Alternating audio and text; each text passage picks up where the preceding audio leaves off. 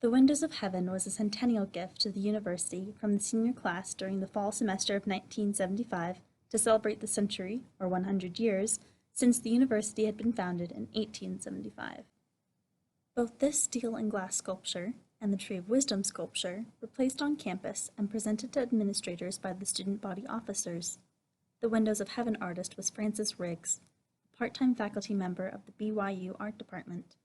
At the time, Riggs was working through an experimental artistic period, and this 30-foot sculpture features stained glass inserts, his abstract interpretation of a Gothic church. The steel frame is reminiscent of a pipe organ.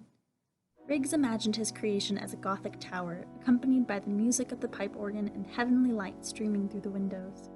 Riggs thought the sculpture would be appreciated by the students and general public, as they could see the sunlight streaming through the glass and imagine the music.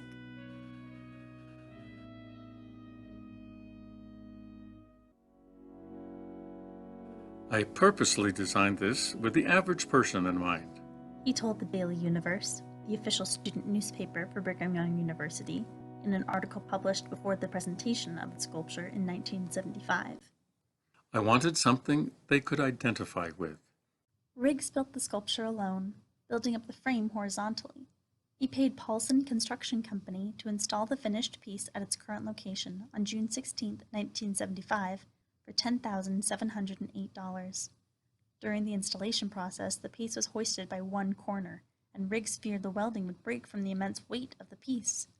Thankfully, the piece survived installation, and this colorful monument has been enjoyed by students and campus visitors ever since.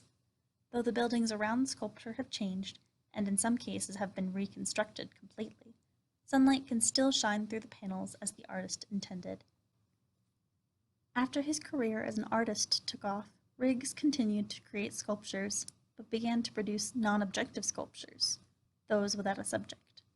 He was interested in shapes and believed his pieces didn't need a purpose or subject, and could exist for art's sake. He chose titles for his pieces after completing the artwork. Some titles described the feelings he hoped the sculptures would evoke.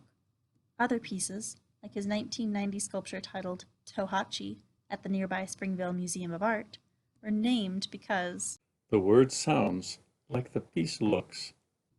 Born in 1922, Riggs lived a full life of teaching and creating art until his death in 2016.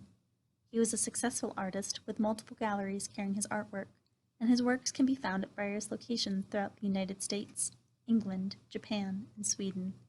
Utah was a special place to Riggs, even though he was born in New York City, and BYU campus is lucky to have one of his early pieces. In addition to the giant sculpture before you, BYU campus has another sculpture by Francis Frank Riggs, located outside the Museum of Art at the northern end of campus called Cepha II. This later piece is done in a more abstract style, and you can identify it by the brilliant red color.